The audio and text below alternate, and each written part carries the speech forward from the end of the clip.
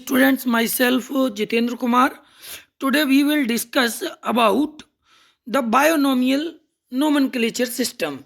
ठीक है, आज हम लोग द्विनाम पद्धति, बाइनोमियल नोमेनक्लेचर सिस्टम, त्रिनाम पद्धति, ट्राइनोमियल नोमेनक्लेचर सिस्टम और अन्य टॉपिक्स पर चर्चा करेंगे। मेरा नाम है डॉक्टर जितेंद्र कुमार। आज मैं आप लोगों से पुनः निवेदन करूंगा कि ये जो मैं पढ़ा रहा हूँ ये चैप्टर एलटी ग्रेड जीआईसी प्रवक्ता और TGT PGT assistant professor exam, assistant professor exam के साथ साथ नीट के लिए भी बहुत महत्वपूर्ण साबित होगा। आप सभी अगर चैनल पर पहली बार आए हैं तो चैनल को ज़्यादा से ज़्यादा संख्या में सब्सक्राइब कर लीजिएगा। हाँ, इसके अलावा ये जो है केबीएस टीयर सेकंड और एनबीएस टीयर सेकंड एग्ज़ाम, इसके अलावा जो है आपका ईएमआरएस का टीयर सेकंड पीजीटी एग्ज़ाम, इन सभी एग्ज़ाम की दृष्टि से बहुत महत्वपूर्ण होने वाला है ये टॉपिक। तो आप सभी से पुनः निवेदन कि आप लोग अगर चैनल पर पहली बार आए हैं तो चैनल को ज़रूर सब्सक्राइब कर लीजिएगा, टन से घंटी बजा दीजिएगा ताकि आपको आने वाले वीडियोज़ के नोटिफिकेशन मिल सके। साथ ही साथ आप सभी से एक और निवेदन है कि आप लोग वीडियो को पूरा देखें, नोट्स प्रिपेयर करें और वीडियो अच्छा लगे तो शेयर करें, लाइक करें और कमेंट करें। साथ ही चलिए शुरू करते हैं। द्विनाम पद्धति या बाइनोमियल नोमेनक्लेचर सिस्टम के प्रवर्तक या जो डिस्कवरर हैं वो है कैरोलस लीनियस। कैरोलस लीनियस के बारे में मैं आप लोगों को एक इंडिविजुअल वीडियो दूंगा आज ही, या शॉर्ट्स में दे दूंगा। उन्होंने क्या क्या योगदान दिया, कौन कौन सी किताबें लिखी, इस बारे में बता दूंगा। हालांकि हम इसको बाद में, पहले अभी हम जो पढ़ रहे हैं उसको। कैरोलस लीनियस ने द्विनाम पद्धति या बाइनोमियल नोमेनक्लेचर सिस्टम का बड़े पैमाने पर पहली बार प्रयोग किया और अनेक पौधों और जंतुओं के साइंटिफिक नेम्स यानी वैज्ञानिक नाम प्रस्तावित किए। ठीक है, लीनियस को द्विनाम पद्धति का जनक या founder of binomial nomenclature system या father of binomial nomenclature system, binomial nomenclature system कहा जाता है। ठीक है, पौधों के लिए इन्होंने, लीनियस ने पौधों के, अगर हम बात करें तो लीनियस ने पौधों के वैज्ञानिक नाम अपनी पुस्तक स्पीसीज प्लांटेरम में लिखे। ठीक है, यह दिए। यह पुस्तक 1 मई 1753 को पब्लिश हुई, प्रकाशित हुई। 1 मई 1753 को प्रकाशित हुई। यह तिथि पौधों में द्विनाम पद्धति की शुरुआत मानी जाती है। अगर क्वेश्चन बनता है कि पौधों में द्विनाम पद्धति की शुरुआत कब से हुई, तो 1 मई 1753, जिस दिन स्पीसीज प्लांटेरम नामक जो पुस्तक थी वो पब्लिश हुई, उस दिन से मानी जाती है। ठीक है, साथ ही साथ इस तिथि से पहले पौधों के लिए कोई प्रस्तावित नाम स्वीकार नहीं होता था। इसके पहले जब ये जो है प्रस्तावित हुई तो इसके बाद पौधों के लिए नाम स्वीकार होने लगे।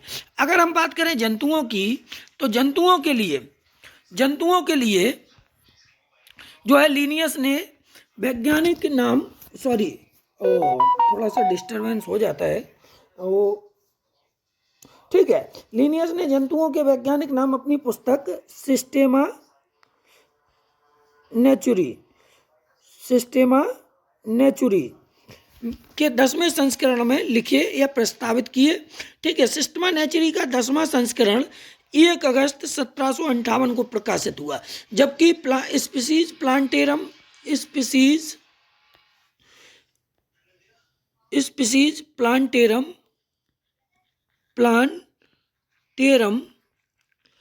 जो है वो कब हुई थी, 1 मई 1753 को प्रकाशित हुई थी। ठीक है, और ये जो सिस्टेमा नेचुरी है ये कब हुई, 1 अगस्त 1758 को।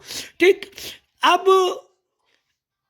यही तिथि जो है 1 अगस्त 1758 जंतुओं में बाइनोमियल नोमेनक्लेचर की शुरुआत मानी जाती है।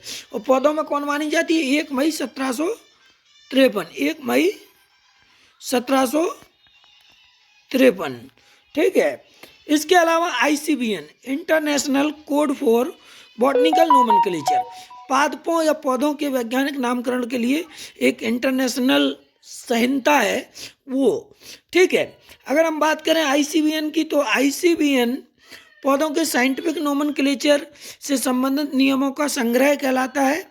ठीक है। इसे पहली बार 1961 में स्वीकृत किया गया था। 1961 में पहली बार इसको स्वीकृत किया गया और इसके बहुत सारे नियम हैं। ठीक है। इसके अलावा ICBN की और भी बहुत सारी बातें हैं जो महत्वपूर्ण हैं, जिनको जो है लिखा जाना चाहिए था, परंतु किसी कारणवश नहीं लिख पाए। ठीक है। इसको हम ICBN का एक अलग से वीडियो देंगे आप लोगों को, तो उसमें ICBN के बारे में डिटेल्ड जानकारी उपलब्ध करा देंगे। अभी जो है उसको हम थोड़ा सा बता देते हैं। ठीक है। ICBN के जो मुख्य विशेषताएं हैं उसमें बाइनोमियल नोमेनक्लेचर सिस्टम, द्विनाम पद्धति पहली विशेषता है। किसी भी स्पीसीज, किसी भी प्रजाति का नाम 2 शब्दों में लिखते हैं ICBN के अनुसार। किसी भी प्लांट स्पीसीज के नाम में 2 शब्दों का प्रयोग करते हैं। एक पहला नाम वंश का नाम होता है, जेनेरिक नेम कहते हैं जिसको। दूसरा नाम स्पेसिफिक नेम या उसके जाति का नाम होता है। जैसे कि आलू को हम कहते हैं सोलेनम ट्यूबरोसम। आलू यानी पोटैटो को हम कहते हैं, वैज्ञानिक नाम होता है, उसका वैज्ञानिक नाम है सोलेनम ट्यूबरोसम। इसमें सोलेनम जो है वो जेनेरिक नाम है और ट्यूबरोसम वो है स्पेसिफिक नाम है, स्पीसीज का नाम है। इसी तरीके से अगर हम आगे बात करें तो दूसरा है मैंगीफेरा इंडिका, मैंगो। ठीक है। इसमें मैंगीफेरा जो होगा वो जेनेरा नेम है और इंडिका जो है वो स्पीसीज नेम है। ठीक है। टोटोनिम्स का जो उपयोग है, टोटोनिम्स माने किसी भी शब्द का 2 बार उपयोग नहीं होता है, टोटोनिम्स। ठीक है। ICBN में टोटोनिम्स, जेनेरिक नेम और स्पेसिफिक नेम समान मान्य नहीं होता है, मतलब एक जैसे नहीं होता है। जैसे कि जूलॉजी में अगर हम देखें जंतुओं के नाम में ICZN जो जंतुओं के नाम की अंतर्राष्ट्रीय संहिता है, ICZN। ठीक है। International code for zoological nomenclature. इसमें टोटोनिम्स मान्य होते हैं, मतलब जेनेरिक नेम और स्पेसिफिक नेम दोनों एक जैसे होते हैं। जैसे कि अगर हम कोबरा का देखेंगे तो किंग कोबरा का जो होता है वो नाजा नाजा होता है, नाजा नाजा होता है। ठीक है। तो दोनों स्पेसिफिक नेम भी नाजा होता है और जेनेरिक नेम भी नाजा होता है, तो ये टोटोनिम्स कहलाता है। ये प्लांट्स के केस में ICBN में मान्य नहीं होते हैं। ठीक है। जैसे कि अगर हम इसको लेके मैंगीफेरा, मैंगीफेरा तो ये अमान्य होगा। जंतु के नामकरण में ICZN में टोटोनिम्स मान्य होते हैं। जैसे हमने कहा नाजा नाजा इंडियन कोबरा को कहते हैं, जैसे चूहे को रेटस रेटस कहते हैं, तो ये मान्य होते हैं। अक्षर लिखने का नियम तीसरा, ICBN के अनुसार अक्षर लिखने का तीसरा जो नियम है वो है कि जेनेरिक नेम का पहला अक्षर कैपिटल होता है, बड़ा अक्षर होता है पहला अक्षर। जैसे अगर हम सोलेनम लिखेंगे तो उसका S बड़ा होगा, सोलेनम का S बड़ा होगा। ठीक है। और इसका स्पेसिफिक जो नेम होगा, स्पीसीज का नाम होगा, उसका पहला अक्षर स्मॉल लेटर होता है। जैसे सोलेनम ट्यूबरोसम लिखते हैं तो ट्यूबरोसम का जो पहला अक्षर होगा वो स्मॉल होगा। ठीक है। तो जेनेरिक नेम का पहला अक्षर कैपिटल होगा और स्पेसिफिक नेम का पहला अक्षर कैपिटल होगा। ठीक है। जैसे हम मैंगीफेरा इंडिका लिखें तो मैंगीफेरा इंडिका में M बड़ा होगा, I छोटा होगा इंडिका का। ठीक है। लेखन शैली, हैंड राइटिंग या टाइपिंग या प्रिंटिंग की बात करें तो हाथ से लिखते हैं टाइप करते समय जेनेरिक नेम और स्पेसिफिक नेम को अलग अलग अंडरलाइन किया जाता है। जैसे हम लिखेंगे कि मैंगीफेरा इंडिका, अगर हम लिखेंगे मैंजीफेरा तो इसको अलग अंडरलाइन करेंगे, और इंडिका लिखेंगे, ये पेन थोड़ा सा डिस्टर्ब करता है लेकिन अच्छा है, इंडिका लिखेंगे तो इसको अलग से हम अंडरलाइन करेंगे, दोनों को अलग अलग से अंडरलाइन करते हैं। लेकिन जब हम छपाई करते हैं, जब प्रिंटिंग में दोनों शब्दों को लिखते हैं तो उसको इटैलिक भाषा में लिखते हैं, जिससे उनके लैटिन ओरिजिन का संकेत मिल जाता है। क्योंकि जो ठीक है, वैज्ञानिक नाम लिखना है, मान लीजिए जिस वैज्ञानिक के नाम पर प्रस्तावित किया हो, जिस वैज्ञानिक ने नाम दिया, मोस्टली लीनियस के दिए हुए नाम है, लेकिन जिस भी वैज्ञानिक ने नाम दिया होता है उसका संक्षिप्त नेम स्पेसिफिक नेम के बाद लिखा जाता है, पहला अक्षर। जैसे मैंगीफेरा इंडिका, ये लीनियस ने दिया तो लिन कर देते हैं हम, ये जो लिन है इसको लिख देते हैं। वैज्ञानिक नाम अंडरलाइन नहीं किया जाता है और इटैलिक भी नहीं होगा। वैज्ञानिक का जो नाम है, साइंटिस्ट का नाम है, ना तो उसको अंडरलाइन करते हैं ना उसको इटैलिक में लिखते हैं। मतलब कि अगर हम लिखेंगे मैंगीफेरा इंडिका, क्या लिखेंगे? मैंजीफेरा इंडिका लिखेंगे, मैंजीफेरा, तो इसको अंडरलाइन करेंगे। इंडिका लिखेंगे तो इसको भी अंडरलाइन करेंगे।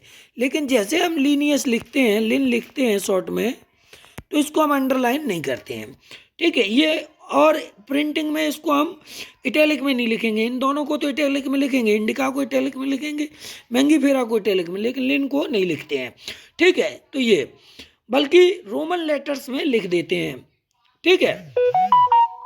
अब भाषा का चयन करने की बात है, तो भाषा का चयन, वैज्ञानिक नाम लैटिन और ग्रीक भाषाओं से लिए जाते हैं, क्योंकि ये डेड लैंग्वेज हैं।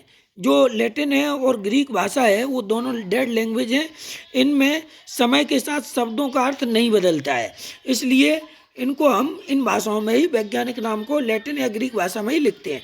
अब टाइप स्पेसिमेन या प्रकार नमूना की बात करें तो नए खोजे गए जो पौधे होते हैं टाइप स्पेसिमेन, उनको हार्बेरियम शीट, किसी हार्बेरियम में सुरक्षित रख देते हैं, हार्बेरियम शीट पर चिपका के सुरक्षित रख देते हैं, ठीक है। अब हम बात करें ट्राइनोमियल सिस्टम की, त्रिनाम पद्धति की। त्रिनाम पद्धति या ट्राइनोमियल नोमेनक्लेचर सिस्टम में क्या करते हैं कि इस पद्धति में किसी जीव का नाम 3 शब्दों से मिलकर बनता है, 3 शब्दों से मिलकर बनता है। पहला जो नाम होता है वो वंश का नाम होता है जिसको हम जेनेरिक नेम कहते हैं, दूसरा नाम होता है वो उसकी जाति का नाम होता है जिसको स्पेसिफिक नेम कहते हैं, तीसरा जो नाम होता है वो उसकी उपजाति या वैरायटी का नाम होता है जिसको हम सब स्पेसिफिक नेम या वैरायटी नेम कहते हैं, ठीक है। जैसे ब्रेसिका ओलेरेसिया बॉट्रीटाइटिस, मतलब जो बंद गोभी होता है, फूल गोभी होता है जिसको हम कॉलीफ्लावर कहते हैं, ठीक है, उसका अगर हम ट्राइनोमियल नोमेनक्लेचर में नाम लिखें तो होता है ब्रेसिका ओलेरेसिया बॉट्रीटाइटिस, ठीक है, बॉट्रीटिस। तो ये जो ब्रेसिका है ये इसका जेनेरिक नेम है, ओलेरेसिया है वो स्पेसिफिक नेम है, और बॉट्रीटिस जो है वो सब स्पेसिफिक नेम है, उपजाति का नाम है, ठीक है। बाकी जैसे हम कैबेज बंद गोभी की बात करें तो बंद गोभी में भी इसी तरीके से ब्रेसिका जो होगा वो जेनेरा, ओलेरेसिया जो होगा वो स्पीसीज का नाम होगा, और कैपिटाटा जो होगा वो सब स्पीसीज का नाम होगा कैबेज में, ठीक है। तो कैबेज का जो बॉटनिकल नेम होता है ब्रेसिका ओलेरेसिया कैपिटाटा लिखते हैं।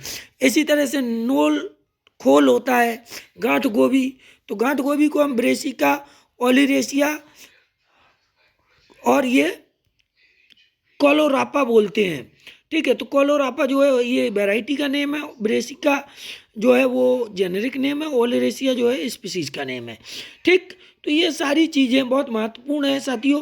अगले वीडियो में हम आप लोगों को वर्गीकरण के बारे में, वर्गीकरण के प्रकार के बारे में कल बताएंगे। इसी के साथ ये वीडियो यहीं पे ख़त्म करेंगे और आप लोगों से निवेदन करेंगे कि वीडियो अच्छा लगा हो तो चैनल को सब्सक्राइब अवश्य कीजिएगा। हमारा जो चैनल है इंस्पायर एक्सीलेंस, उसको इंस्पायर एक्सीलेंस इंस्टीट्यूट, उसको सब्सक्राइब करो। Inspire excellence institute, inspire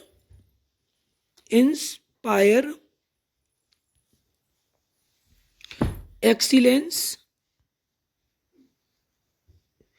institute, इसको ज़्यादा से ज़्यादा सब्सक्राइब करें। पहली बार आए हैं चैनल पर तो अवश्य करें, ठीक है। साथ ही साथ वीडियो अच्छा लगा हो तो उसको लाइक करें और शेयर करें। आपका लाइक और शेयर हमें मोटिवेशन देगा, तो हम इसी तरीके से बहुत अच्छे अच्छे वीडियो कॉन्स्टिट्यूशन बायोलॉजी के आप लोगों को प्रोवाइड कराने की कोशिश करेंगे।